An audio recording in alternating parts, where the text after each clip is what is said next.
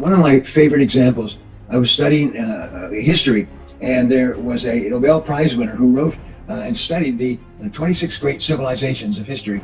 And he found that every one of the civilizations began with a small number of people, a small tribe, and then they were faced with a crisis.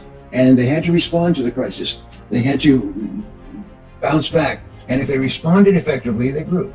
And if they grew, they would come into conflict with other tribes. And if they responded effectively to that, they would continue to grow. My favorite example, and I studied it for years, was the life of Genghis Khan. He was called the Great Warrior. Genghis Khan started with himself, his mother, and his brother, and the rest of the tribe was wiped out, and they had to flee into the countryside and survive. And from that little group of 3 people, he built the greatest empire in the history of the world. The empire started with the Sea of Japan and covered all of what is today Russia, and all of China, and all of India, and all the way to the Mediterranean, and all the way up into what is Europe today.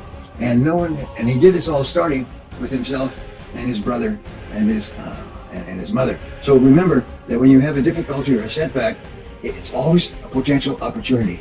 There's always an opportunity there. So you always look into it and say, what is the opportunity here?